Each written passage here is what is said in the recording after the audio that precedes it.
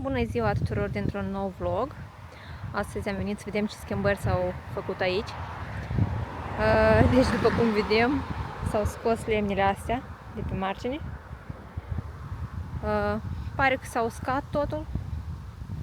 Parcă e bine, parcă nu se văd crăpături sau ceva. În rest, așa, aici mari schimbări nu sunt, până când.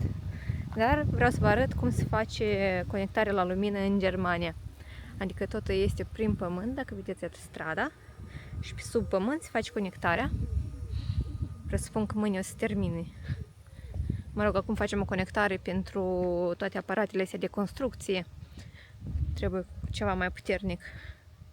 Iată cum o să vă arăt. Iată așa, gaură s-a făcut până în partea ailaltă.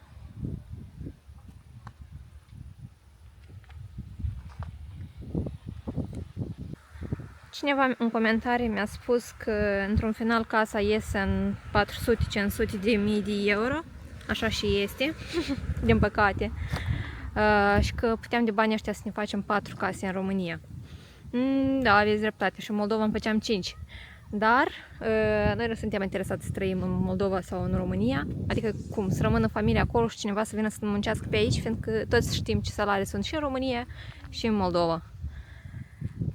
De asta dăm o dată banii ăștia, da, o să plătim lunar, dar cum am plătit până acum atâția ani și au fost bani în vânt.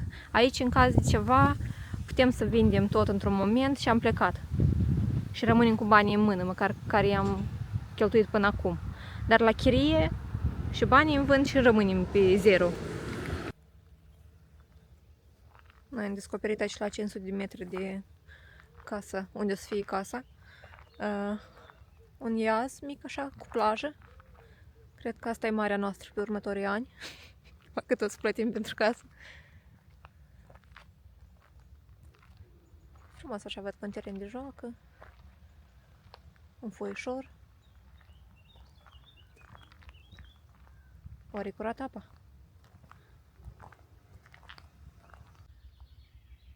Deci ne place nouă în Germania, chiar dacă am venit așa la un iaz, e public, e privat. Oricum, uite, toată iarba e tunsă. Aici tot e îngrijit. Apa e curată.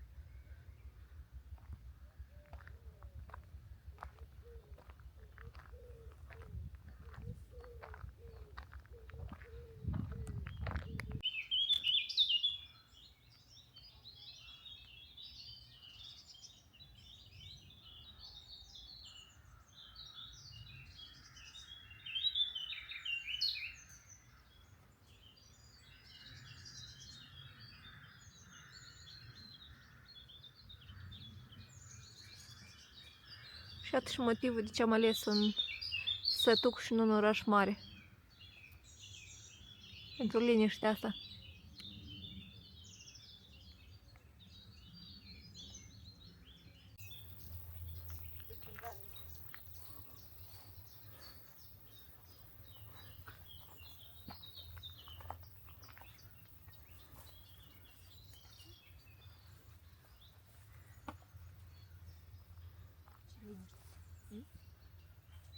Da.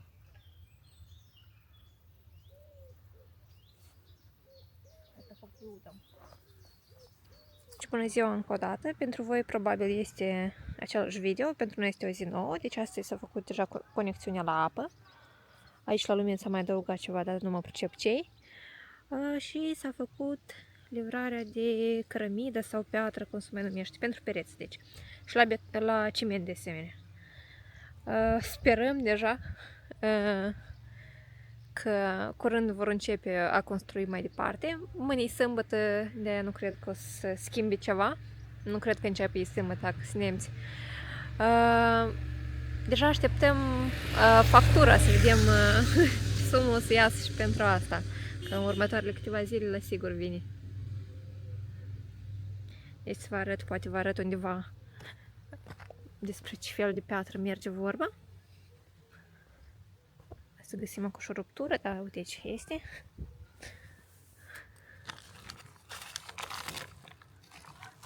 Să vedeți, da? Și referitor la colțul ăsta, fiindcă aici a fost balta aia de apă, noi am vorbit, asta nu este ultimul strat, deci asta este primul strat. O să mai fac încă, o să mai îndrepte, o să fie tot ok. Plus la noi toată căldura o să fie prin podere, deci dăm seama că nu e ultimul strat ăsta, așa o să fie tot ok. Nu critic, a dispărut repede. Crăpături nu-s. Deci sperăm că totul e ok. Deci să vă arăt și de sus în ce cantitate de paleți ăștia sunt.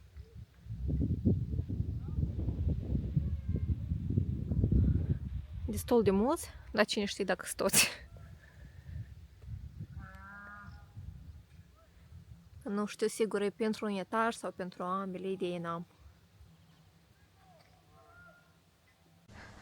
Apropo, cred că ați observat că e un pic gălăgios aici în zona asta, iată că și o să treacă și o să vedeți că se aude tot.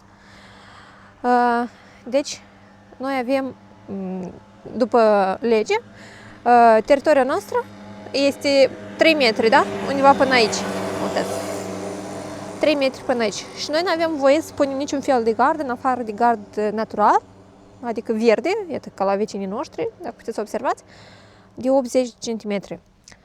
Și noi ne gândim că poate să punem vreo alee de copaci sau ceva, adică pe teritoriu public.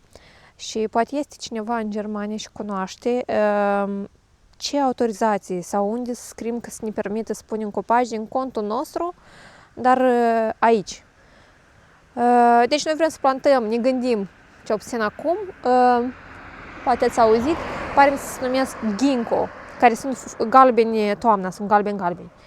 Și poate cineva cunoaște și în momentul ăsta ce fel de rădăcini au, nu o să avem probleme că să fie aproape de casă, să luăm, poate să mai mult de 5 metri, să vreo 6, poate 6 metri aici, poate mai mult, așa la ochi îmi pare că vreo 6.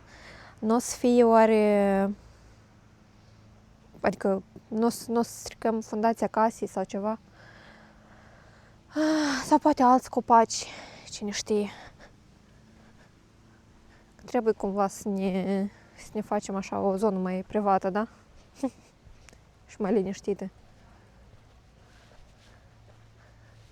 În partea asta am vorbit deja că o să fie un gard comun cu vecinii noștri.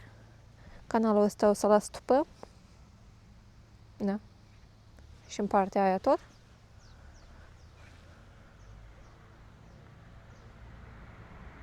Deci vreau să vă arăt de mai aproape cum va ferma asta, dacă o să-mi reușească, dacă o să se vadă. Gata, mai aproape nu se face. Dacă, nu știu dacă se văd acolo vacile astea sau nu. Apropo, acolo în depărtare, poate vedeți stâlpi sau ceva încolo, este un teren de fotbal, este un club de fotbal în satul ăsta și acolo este terenul și iazul de care vorbeam mai devreme. Să vă filmez și râpa noastră.